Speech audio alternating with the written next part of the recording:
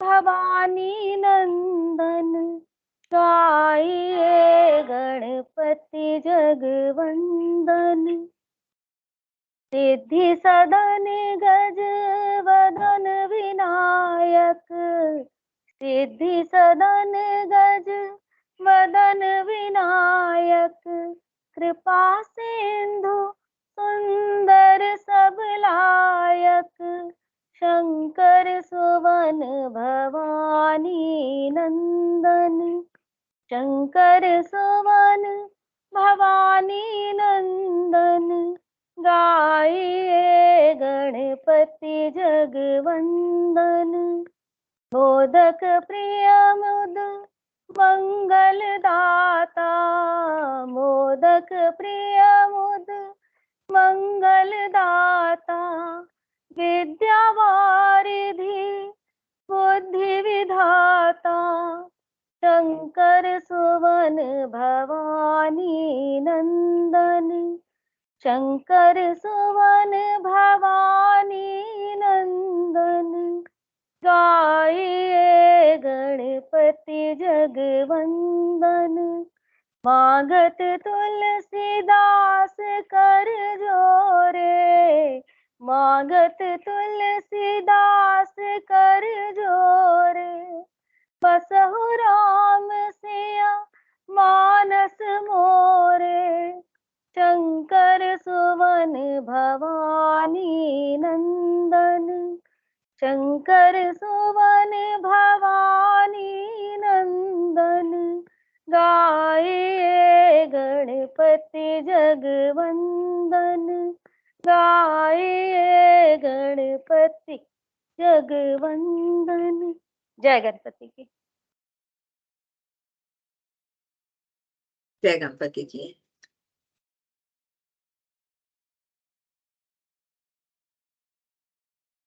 एक मिनट में गुरु जी आ रहे हैं। जय गणपति। जय गणपति। जय गणपति।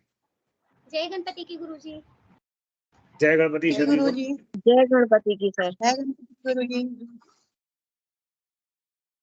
सभी को जय गणपति की। तो आइए कार्यक्रम को प्रारंभ करें। सबसे पहले पितरों का पूजन करने के लिए भगवान का, गणेश जी का स्मरण करते हैं।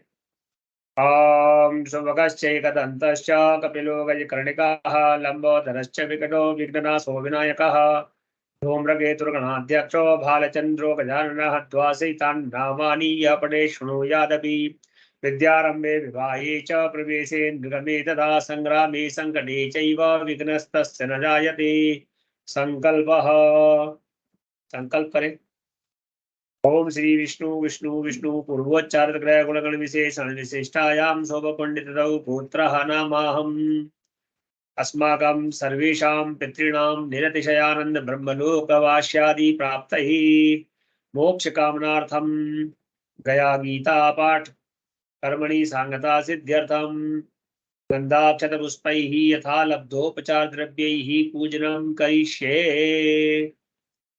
अब जो आपके वहां पर पितृ देवताओं के चित्र हैं उन पर आप लोग पूजन कर दीजिए। और ओम देवताभ्यः पितृभ्यश्च महायोगेभ्यः च नमः स्वाहायै स्वधायै नित्यमेव नमो नमः। पिता धर्मः पिता स्वर्गः पिता हि परमं तपः पितरि प्रीतमापन्ने सर्वाः प्रीयन्ते देवता अर्चितानां मूर्तानां पितॄणां दीप्ततेजसां नमस्यामि सदा तेषां ध्यायिनां दिव्यचक्षुषाम् इन्द्रादीनां च नेतारो दक्षमारीचयोस्तथा सप्तऋषीणां तथान्येषां तान् नमास्यामि कदाचन। तान् नमस्यामि कामदान् मन्वादीनां च नेतारः सूर्याचन्द्रमसोस्तथा तान् नमास्याम्यहं सर्वान् पितॄन् युद्धरवपि नक्षत्राणां ग्रहाणां च वायव्यारण्यो नवस्तथा द्यावा पृथिव्यो वयोश्च तथा नमास्यामि कृताञ्जलिः देवर्षीणां जनित्रश्च सर्वलोकान् नमस्कृतान् अक्षयस्य सदा दात्रीन् नमस्येऽहं कृताञ्जलिः प्रजापतेः कश्यपाय सोमाय वरुणाय च योगेश्वरेभ्यश्च सदा नमस्यामि कृताञ्जलिः नमो गणेभ्यः सप्तभ्यः तथा लोकेषु सप्तसु स्वयंभुवे नमस्यामि ब्रह्मणे योगचक्षुषे सोमाधरान् पितृगणान् योगमूर्तिधरांस्तथा नमस्यामि तथा सोमम् इतरं जगतामहम् अग्निरूपांस्तथैवान्यान् नमस्यामि पितॄनहम् अग्निशोममयं विश्वं यत् एतदीशेषतः ये तु तेजसि चेयेते सोम सूर्याग्निमूर्तयः जगत्स्वरूपिणश्चैव तथा ब्रह्मस्वरूपिणः तेभ्यो अखिलेभ्यो योगिभ्यः पितृभ्यो यतमानशः नमो नमोस्तु नमस्तेस्तु प्रसीदन्तु सदा भुज ॐ पितृभ्यः स्वधायिभ्यः स्वधा नमः पितामहेभ्यः स्वधायिभ्यः स्वधा नमः अक्षन् पितरो वदन्त पितरो पितृपन्त पितरः पितरः सुन्धध्वम् सर्वेभ्यो पितृश्वरेभ्यो नमः। सभी पितृगणों को नमस्कार करें आवाहन पूजन के साथ और उन्हें ये जो 15 दिन का पितृपक्ष हमारा चल रहा है उनके मोक्षार्थ कामना विष्णु साहित्य प्राप्त्यर्थम वैकुंठ की प्राप्ति हो और जो भी जहां भी कहीं भी किसी भी प्रकार से किसी भी यातनाओं में हमारे पूर्वज हो उस सबसे वो मुक्त होकर के भगवान विष्णु के साहित्य को प्राप्त कर ले। इसके लिए अभी हम पिछले 3 दिनों से वायु मार्ग से संचार तंत्र के माध्यम से उनके लिए गया तीर्थ का दर्शन कराने का एक सुलभ छोटा सा प्रयास कर रहे हैं।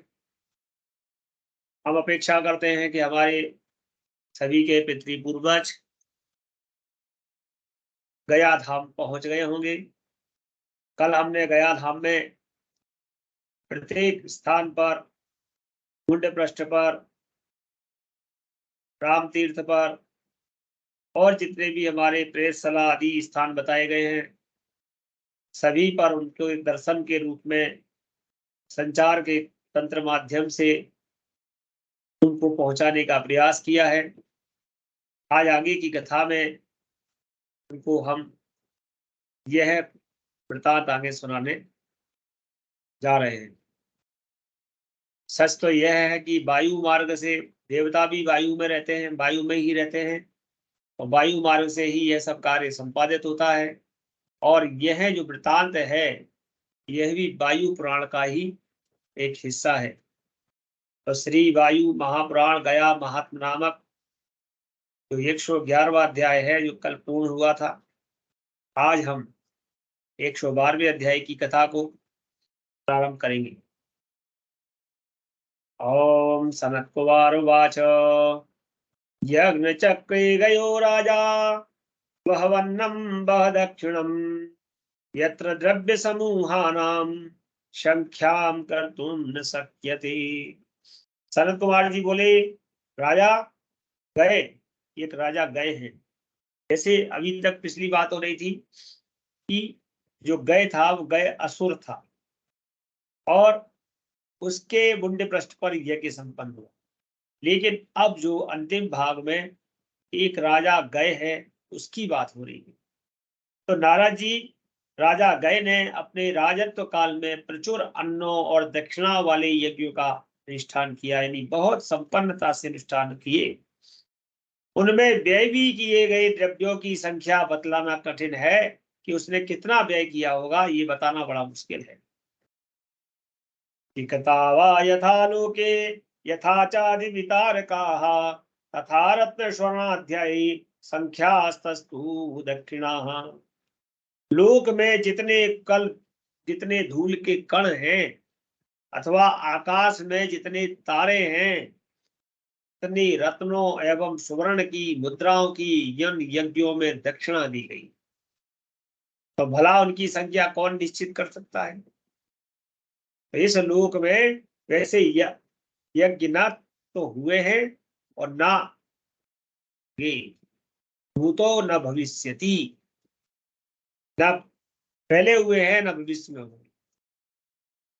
सभी देशों में रहने वाले द्विजगण संतुष्ट होकर उसकी यशो गाथा का गान करते हैं, राजा गय की यश गान करते हैं और उसके महान कार्य से संतुष्ट होकर विष्णु आदि देवताओं ने अनुरोध किया, हे गए तुम वरदान मांगो। गए ने उन देवताओं से कहा, सुरगण यदि आप सचमुच हक पर प्रसन्न हैं तो वरदान दीजिए। क्या कि प्राचीन काल में भगवान ब्रह्मा ने जिन ब्राह्मणों को शाप दे दिया था, जिन द्विजों को शाप दे दिया था, वे आज से यज्ञों में पूजित होकर पवित्र हो जाएं। यह पुरी मेरे नाम पर ब्रह्मपुरी की तरह पवित्र एवं विख्यात हो जाए। क्योंकि जब ब्रह्मा जी ने यज्ञ किया और ब्राह्मणों ने बहुत उनसे ब्रह्मा जी ने उनसे कहा था कि मैं तुम्हें इतना दे रहा हूं, अब तुम याचना मत करना, लेकिन ब्राह्मणों ने याचना कर दी तो उन्होंने क्या किया? ब्रह्मा जी ने उनको शाप दे दिया था कि तुम आज से दरिद्र हो जाओगे और मांगते रहो। यहाँ राजा गए ने उनको पवित्र होने की बात कही कि ये पवित्र हो जाए और फिर से पूजित हो जाए। और देवगण कहते हैं ऐसा ही हो। तथास्तु कहकर उनकी प्रार्थना स्वीकार करके देवता अंतर ध्यान हो गए। विविध भोगों का उपभोग करके वह राजा भी विष्णुलोक को प्राप्त हुआ। कालांतर में विशाला नगरी में विशाला नाम से फिर एक राजा हुआ और उसे कोई संतान नहीं। उसने ब्राह्मणों से पूछा कि मुझे पुत्रादि की प्राप्ति किस प्रकार होगी? ब्राह्मणों ने कहा, राजन गया श्राद्ध करो, इसके करने से आपको संतति की प्राप्ति होगी। राजा विशाला भी गया सिर में पिंडदान करने के पुत्रवान हुआ। आकाश में उसने रक्त वर्ण, श्वेत वर्ण एवं कृष्ण वर्ण के तीनों पुरुषों को देखकर उनसे कहा, आप लोग कौन हैं?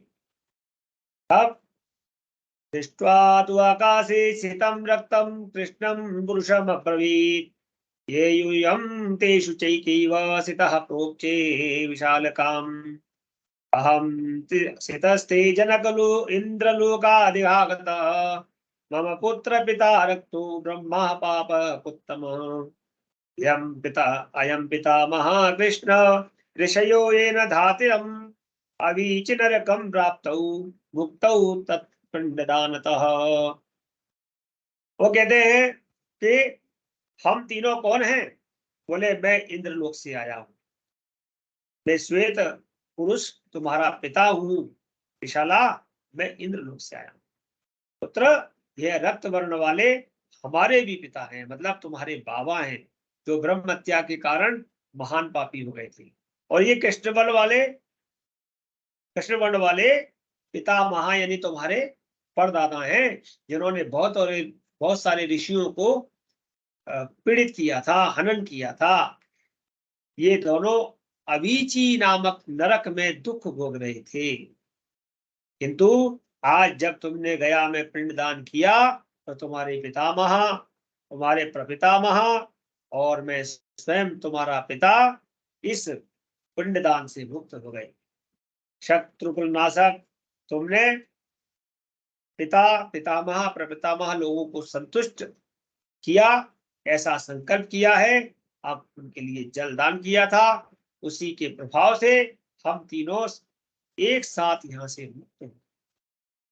कहने का तात्पर्य यही था इनका कि जो भी कोई वहां पर जाकर के पिंड दान करते हैं, जल दान करते हैं, उनके जितने भी पूर्वज हैं वो किसी भी नरक में हो, कहीं भी हो, पिता बाबा परबाबा, सभी उस किए गए पुण्य संकल्प के द्वारा, उस पाप के प्रभाव से मुक्त हो जाते हैं। तब वो कहते हैं मेरे योग्य पुत्र, तुमने हम सब ही को दुख सागर से उबार दिया। हम लोग परम संतुष्ट होकर उत्तम स्वर्ग को जा रहे हैं। सभी पुत्रों को अपने पितरों की इसी प्रकार उत्तम मुक्ति का उपाय करना चाहिए। तुम भी चिरकाल तक राज सुख का अनुभव करोगी। परम दुर्लभ भोगों का उपभोग करके विपुल दक्षिणा देने वाले अनेक यज्ञों का सदनुष्ठान करके विष्णु लोक को प्राप्त करोगे। इस प्रकार अपने पितरों द्वारा वरदान प्राप्त करके राजा विशाला ने चिरकाल तक राज्य सुख का अनुभव करके उसके पश्चात वह भी स्वर्ग को गया। प्रेतराज अन्य अन्य प्रेतों के साथ गया श्राद्ध के महत्व से सभी स्वर्ग को प्राप्त हो गई। किसी प्रेत ने अपनी मुक्ति के लिए एक वैश्य से कहा कि भाई तुम मेरे नाम से गया सिर पर पिंड दान करो, इससे मैं प्रेत योनि से छूट जाऊंगा, मेरे धन को तुम ले लो। एक प्रेत था, उसके पास बहुत धन था, लेकिन प्रेत योनि में भटक रहा था अपने पाप कर्मों के कारण। तो उसने एक वैश्य से यह निवेदन किया है कि तुम मेरा सारा धन ले लो, लेकिन गया श्राद्ध मेरे लिए तुम कर दो। षष्टांशम तुभ्यं वै दत्तवान हम स्वनामानि यथान्यहम समख्याता वहां। तुम ड्राई करो, सारी संपत्ति का जो 6वां अंश है वो मैं तुम्हें पारिश्रमिक के रूप में दे रहा हूं। अपने नाम गोत्र आदि से यथाक्रम तुम्हें बतला रहा हूं कि मेरा नाम क्या है, मेरा गोत्र क्या है, क्योंकि उसका कोई करने वाला नहीं था। प्रेत का अनुरोध उस वणिक ने सुना, अपने बंधु वर्गों के साथ गया यात्रा को गया और गया सिर में जाकर के उस प्रेतराज के लिए पिंडदान किया। उसके बाद उसने अपने पितरों के लिए भी किया। तब वहां गए ही है, उनका कर रहे हैं, संग में अपना भी कर रहे हैं। देखिए इससे क्या बड़ी बात याद आई। अभी मैं कुछ दिन पहले एक ट्रेन में जा रहा था ग्वालियर से ही, तो उसमें कुछ लोग चढ़े। मैंने कहा भाई आप कहाँ जा रहे हैं? बोले हम गया जा रहे हैं। तो मैंने कहा ट्रेन तो दिल्ली जा रही है, तुम गया कहाँ जा रहे हो? बोले हम यहाँ से दिल्ली जाएंगे और दिल्ली से गया जाएंगे। तो मैंने कहा क्यों? बोले वो हमारे मामा जी हैं, वो दिल्ली से जा रहे हैं और मैं उनका भांजा हूँ, जी मेरी मामी जी है। अरे मैंने कहा तो अच्छा, तो भाई आपको क्यों ले जा रहे हैं? उन्होंने कहा बिना भांजे के ये संपन्न नहीं होगा, इसलिए उन्होंने मुझे बुलाया है। तो घर वालों ने कहा कि भाई तुम जाओ। तो अचानक घर में ये बात हुई कि जब तुम इनके साथ जा रहे हो तो तुम अपने मित्रों को भी ले जाओ। देखिए यह कितनी बड़ी बात लिखी है कि वो भांजा जो अपने मामा के साथ जा रहा था, उसने अपने पितरों को, पूर्वजों को भी गले में टांग रखा था। और जो मामी जी थी और भी जो लोग थे, 2-3 लोग जिनको मैं देख रहा था, सब लोग अपनी अपनी पोटली लिए हुए थे और वो सब भी इनके साथ जा रहे थे। तो यहाँ पर भी ये बात कथा से सिद्ध हो रही है। वो कह रहा है कि वो जो वैश्य था वो गया और उस प्रेत के लिए तो करना ही था, वो अपने पितरों के लिए भी करा है। तो प्रेत योनि से प्रेत तो मुक्त हो गया और पिंडदान विधिवत करके संपन्न करके बड़े अपने पर घर पर आया और गए। शंभु विष्णु भगवान रवि के क्षेत्रों का महत्व इस प्रकार का है कि महानदी के तट पर स्थित गायत्री तीर्थ में उपवास करके गायत्री के सामने स्नान करके प्रातःकालीन संध्या का अनुष्ठान करना चाहिए। वहां पर गायत्री तीर्थ में उपवास करें, एक दिन अनुष्ठान करें और सपिंड श्राद्ध कर्म संपन्न करना चाहिए। जो व्यक्ति ऐसा करता है वह अपने कुल को ब्रह्मपद की प्राप्ति कराता है। उसके उपरांत समुदित तीर्थ है, वहां पर समुदित तीर्थ में गायत्री के सम्मुख स्नान करने वाला मनुष्य मध्याह्न की संध्या करके अपने 100 कुलों को स्वर्ग में। हमारे यहाँ त्रिकाल संध्या कही गई है, एक कालम द्विकालम त्रिकालम, यह पटेंद्र। एक काल प्रातः काल की संध्या, प्रातः गायत्री जपना, मध्याह्न यानी जो दिन का मध्य होता है 12 बजे के लगभग, उस समय संध्या करके गायत्री जपना, और सायंकाल सूर्यास्त के समय पर संध्या करना, गायत्री जपना। तो मध्याह्न संध्या में जो करता है वो अपने पितरों को, और संध्या के बाद जो पितरों की मुक्ति की कामना से वहां पर पितरों के लिए पिंड करना चाहिए। फिर प्राची सरस्वती नामक तीर्थ में, वहां पर प्राची सरस्वती है, उसमें विधि पूर्वक स्नान करके सायंकालीन संध्या करके पितरों को विष्णु लोक प्राप्त कराते हैं। तो अनेक जन्म में संध्या न करने के कारण संचित पापों से युक्त तीनों संध्याओं का करने वाला मुक्त हो जाता है। अब विधान ये आया कि विशेष करके द्विज को, द्विज कहते हैं ब्राह्मण, वनिया और क्षत्रिय, द्विज जो होते हैं उनको प्रतिदिन गायत्री संध्या आदि करना चाहिए। ये जो 3 वर्ण कहे हैं और कभी कर ही नहीं पाते, तो उन्होंने कहा कि आपने अनेक जन्मों में कोई संध्या नहीं कर पाई है, कभी गायत्री का भजन नहीं कर पाया है, जो संध्या की विधि है उसे आप नहीं जानते हैं, लेकिन उस समय 3 संध्या आपने प्रातःकालीन गायत्री कुंड में और मध्याह्न में जो है उसमें सरस्वती में और फिर प्राची में, तीनों जगह आपने जब वहां पर स्नान करके जब उससे किया है तो आप के जन्म जन्मांतर के संध्या के द्वारा जो पाप हुए थे वो भी क्षय हो गए। इसके बाद मुंड पृष्ठ पर्वत पर गदाधर के समीप उनके चरणों में चिन्हित विशाला क्षेत्र में स्थित लेलिहान नामक पवित्र तीर्थ में, जहां भरत राज जो ऋषि का आश्रम है, वहां आकाश गंगा का प्रवाह होता है, जो वहां से गिरिकर्ण मुख नामक कई पवित्र तीर्थ भी वहीं पर हैं। वहां पर स्नान करके पिंडदान करना चाहिए, तो अपने 100 कुलों को ब्रह्मलोक प्राप्त कराते हैं। पास में देव नदी बैतरणी है, बैतरणी के लिए तो कहते ही है, बैतरणी मतलब भगवान के पास पहुंचाने वाली। उसमें स्नान करने वाला अपने पितरों को स्वर्ग पहुंचाता है, क्योंकि बैतरणी के माध्यम से ही स्वर्ग का रास्ता जाता है। उस बैतरणी में स्नान करके योगदान करने वाला व्यक्ति अपने 21 कुलों का उद्धार करता है, 10 पहले 10 बाद में और 1 खुद पहले बताया था कल। नारद जी बैतरणी में स्नान करने वालों के लिए जो फल बतला रहा था वह सत्य है, सत्य है, सत्य है, ऐसा कहा जाता है। सनत कुमार कहते हैं नारद जी से कि बैतरणी में स्नान करके जो गोदान करने वाला निसंदेह अपनी 21 कुलों का उद्धार करता है और तीनों लोकों में अनुपम महात्म्य के कारण जो परम विख्यात है, वह बैतरणी नदी गया क्षेत्र में पितरों को तारने के लिए अवतरित हुई। इस पुनीत क्षेत्र की यात्रा करके 3 रात का उपवास करना चाहिए, किंतु यहाँ आकर सुवर्ण गौ का जो मनुष्य दान नहीं करता वह उसका पुण्य छीन हो जाता है। अर्थात गौदान के निमित्त भी आपको वहां पर द्रव्य देना चाहिए। स्वर्ण दान के पहले तो गाय भी दे सकते थे, स्वर्ण भी दे सकते थे। देखिए ये जो बातें लिखी है उनमें देश काल पात्र का प्रयोग हमेशा करना, कि देखिए कहा गया है कि निष्क्रय, एक निष्क्रय शब्द है यानी निमित्त, टोकन। तो एक तो हो सकता है कि हम वहां पर साक्षात कोई स्वर्ण रख लें हाथ में और उसका संकल्प कर लें, और या उसके निमित्त की ये स्वर्ण के निमित्त में ये द्रव्य रख के दे रहा हूं, और एक ये है कि साक्षात हम गाय दे दें या कुशा रख के उसमें गाय के निमित्त कुछ दक्षिणा रख के उसका दान कर दे, उसको कहेंगे निष्क्रय। तो गौदान, स्वर्णदान वहां पर करना चाहिए। घृतकुल्या, मधुकुल्या, देविका, महानदी जितनी कल बताई थी, यमद्वारे महाघोरे या जानवे तरणी नदी तामहम तत्विगच्छामि कृष्णाम गाम प्रदन्निनम। ऐसे शिला के संगम पर स्थित जो मधुश्रवा है, इन सब में स्नान करने वाला 10,000 अश्वमेध यज्ञ का फल प्राप्त करता है। और सपिंड श्राद्ध पिंडदान करके मनुष्य अपने 100 कुलों को एवं समस्त पितृगणों को नरक से उबार देता है, विष्णु लोक को। गया का फल कहा, दशाश्वमेध, हंस तीर्थ, अमरकंटक, कोटि तीर्थ, रुक्म कुंड, इनमें सब में पिंड करने वाले अपने पितरों को स्वर्ग पहुंचाते हैं। बैतरणी, घृतकुल्या, मधुकुल्या तथा कोटि तीर्थ में स्नान करके मनुष्य कोटीश्वर का दर्शन करता है, और वह 1 कोटि जन्म, 1 करोड़, कोटि माने 1 करोड़ जन्म तक वेद पारगामी धनयुक्त ब्राह्मण होता है, यानी वो वेद का भी धनी होता है और धन से भी धनी।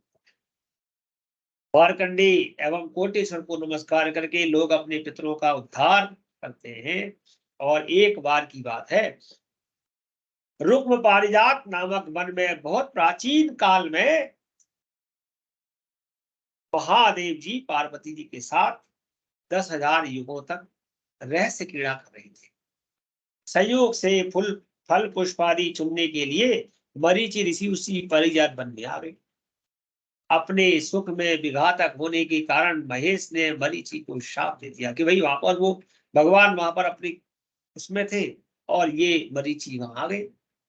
तो दुख दे उनको साप दे दिया कि तुम दुख का अनुभव करो। साप भय से भीत होकर मरीचि ने शंकर जी की स्तुति की और संतुष्ट होकर शंकर जी ने कहा तुम कोई वरदान मांगो।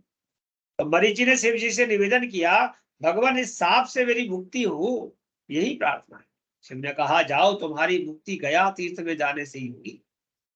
तो शिव के आदेशानुसार मरीचि गया को प्रस्थित हुए।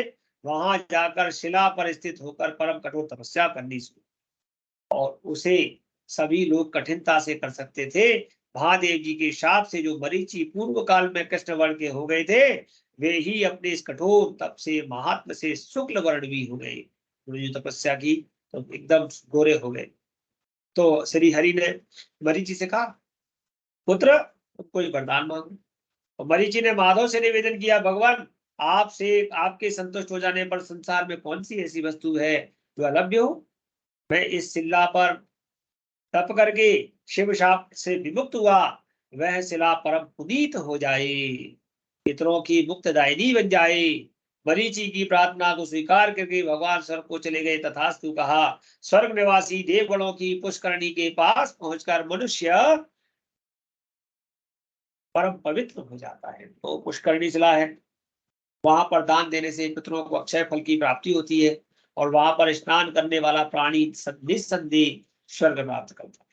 तो अपने समस्त पाप कर्मों व सर्प के केचुल की भांति पापों को वह छोड़ दे। जैसे सर्प अपनी केचुली छोड़ देता है, ऐसे ही वो पाप वहां छूट जाते हैं। वहां मनोहर पंकज वन पुण्यशील जनों से सुशोभित है। वहीं पर पुनीत पांडु शिला भी है, जिस पर जो है किया गया श्राद्ध कर्म अक्षय फलदायी है। मुनि नारद जी प्राचीन काल पर उस शिला पर जब युधिष्ठिर श्राद्ध करने के लिए गए थे, उस समय पांडु ने आकर कहा कि पुत्र मेरे हाथ पर पिंड प्रदान कर, किंतु उन्होंने हाथ को छोड़कर शिला पर ही पिंडदान किया। तो शिला पर पिंड प्रदान करने से व्यास नंदन पांडु को परम हर्ष हुआ। उन्होंने अपने पुत्र को वरदान दिया कि पुत्र इस संपूर्ण पृथ्वी पर तुम निष्कंटक राज्य करोगे और मेरे उद्धारक। अपने भाइयों के साथ तुम संदेह निसंदेह स्वर्ग को जाओगे। अपनी दृष्टि मात्र से नरक निवासियों को पवित्र करके स्वर्ग प्राप्त कराओगे। ऐसा कहकर पांडु अव्यय शाश्वत पद को चले गए। मतंग के चरणों पर श्राद्ध करने वाला अपने पितरों को स्वर्ग लोक प्राप्त कराता है। विष्णु आदि प्रमुख देवतागणों के साथ ब्रह्मा जी ने सभी के गर्भ में मत कर यज्ञ के लिए अग्नि प्रकट की, और इसीलिए वहां तीर्थ तीनों लोकों में परम विख्यात हुआ। पितरों की मुक्ति प्रदान करने वाला यह पुनीत तीर्थ मख तीर्थ नाम से विख्यात हुआ। तो वहां पर जहाँ पर सभी के नीचे भगवान ब्रह्मा ने जो किया है मंथन, वो मख तीर्थ है। वहां पर भी स्नान करना, पिंडदान करना, इससे मनुष्य मुक्ति प्रदान करता है। संगम पर स्थित अंगारक एवं महादेव जी का मंदिर है, उनको नमस्कार कर मनुष्य अपने पितरों को स्वर्ग प्राप्त कराता है। और गयाकूट में पिंडदान करने से अश्वमेध यज्ञ का फल प्राप्त। इसके पास ही भस्मकूट है। भस्मकूट में भस्मनाथ को नमस्कार करके मनुष्य अपने पितरों का उद्धार करता है। और संगम में स्नान करने वाला अपने पापों से रहित होकर मुक्त हो जाता है। मुनिवर वशिष्ठ ने वहां पर एक अश्वमेध यज्ञ किया था। उस यज्ञ से शंभु उत्पन्न हुए, भगवान शंकर जी उत्पन्न हुए और वशिष्ठ से बोले वरदान मांगो। वशिष्ठ ने कहा शंभुदेव, यदि आप सचमुच हमारे ऊपर प्रसन्न हो तो आप यहीं पर निवास करें। ऐसा ही होगा भगवान के करके, और यहाँ से वहां पर विराजमान हो गए। तो धेनुकारण्य नाम का जो स्थान है, तो धेनुकारण्य वहां पर कामधेनु के पद चिन्ह है और उन पर पिंडदान करना चाहिए। तो पिंडदान करने वाला और वहां पर स्नान कर धेनु का पिंड को कामधेनु को नमस्कार करके पितरों को ब्रह्मलोक पहुंचाते हैं। तो मुंड पृष्ठ के समीप गयासुर के नाभि प्रदेश में एक और तीर्थ है, कर्दमाल नामक तीर्थ है। वहां पर स्नान करें तथा श्राद्ध आदि संपन्न करने वाला अपने पितरों के ऋण से। वहां पर विराजमान फल्गु चंडी, दमशानाक्षी एवं मंगला 4 देवियां हैं। इन चारों देवियों की पूजा करनी चाहिए। और गया में वृषोत्सर्ग अर्थात मैंने बताया था एक सांड छोड़ने का भी विधान है। संभव हो तो वो छोड़ना चाहिए, जिससे कि 21 कुलों का उद्धार हो। इस पुनीत गया तीर्थ में जहाँ देवताओं का निवास है, वहीं पर जितेंद्रिय इंद्रियों को जीतने वाले ऋषिगण भी विराजमान रहते हैं। आदि गदाधर देव का ध्यान करते हुए श्राद्ध एवं पिंडदान आदि दान करने वाला अपने 100 कुलों का उद्धार करके समस्त पितृगणों को ब्रह्मलोक प्राप्त कराता है। गया गए गया, अब 6 प्रकार के गया कहे। गया गए, गयादित्य, गायत्री, गदाधर, गया और गयासुर, ये 6 गया मुक्ति प्रदान करने वाले हैं। गया तीर्थ में जाकर के इन 6 स्थानों पर जाना। जो मनुष्य इस पुण्य पर गया स्थान, गया व्याख्यान को सर्वदा सुनता है, श्रद्धा पूर्वक सुनता है, श्रद्धा पूर्वक पढ़ता है, अथवा जो श्रद्धा पूर्वक सुनाता है वह परम गति को प्राप्त होता है और अपने पितरों को परम गति को प्राप्त कराता है। जो पुण्यशाली मनुष्य ब्राह्मणों द्वारा इस पुण्य गया आख्यान को श्रवण करता है वह निश्चित रूप से गया श्राद्ध का फल प्राप्त करता है। जो मनुष्य समहित चित्त होकर गया की अनुपम इस महिमा का चिंतन करता है, हे नारद जी, गयाया महिमानं च अभ्यसेद्य समाहित तेनेष्टं राज्यसूयेन अश्वमेधेन नारद। ये लिखित वा लेखेदापि पूजेत वापि पुस्तकं तस्य गेहे स्तरा लक्ष्मी सुप्रसन्ना भविष्यति। उपाख्यानमिदं पुण्यं गृहे तिष्ठति पुष्पकं सर्पाग्नि चौर्जानितं भयं तत्र न विद्यते। श्राद्धकाले पठेद्यस्तु गया महात्म्यमुत्तमं विधिहीनं तु तत्सर्वं पितॄणां तु गया समम्। यानि तीर्थानि त्रैलोक्ये तानि दृष्टानि तत्र वै येन ज्ञातं गयाख्यानेन श्रुतं वा पुटितं। तो कह रहे हैं कि यह गया का जो सुनता है और वह अश्वमेध यज्ञ राजसूय यज्ञ के अनुष्ठान के फल को प्राप्त करता है। जो गया आख्यान को स्वयं पूजन करता है, उस पुस्तक का पूजन करता है, उसके घर लक्ष्मी सुस्थिर और सुप्रसन्न रहती है। इस पुण्यप्रद गया आख्यान के पूजन अर्चन करने से घर में सर्प, चोर, अग्नि जनित बाधाओं का भय नहीं रहता। श्राद्ध काल में जो मनुष्य इस पुनीत गया महात्मा को श्रवण करता है, उसका श्राद्ध विधिवत ना हो तब भी पितरों के लिए गया के समान फलदायी हो जाता है। सारे त्रैलोक्य में जितने भी तीर्थ हैं वे सभी गयापुरी में देखे गए हैं। नारद जी, इस गया आख्यान के संबंध में जितना आप कहा वह थोड़ा है और इसको करने से आपके पितरों को सूक्ष्म रूप में गया का दर्शन हो जाता है। शिव जी बोले, इस प्रकार सनत कुमार, मुनि पंगव और नारद जी जो भक्ति पूर्वक इस पुण्य कथा को सुना चुकने के उपरांत उस संगीत नारद जी से विदा लेकर पुण्य वन प्रांत में अवस्थित हुए और अपने आश्रम को चले गए। वायु कथित महापुराण के उपसंहार नामक ये गया महात्म्य में इस विषय को आज से हम अपने पितरों की मोक्ष कामना के लिए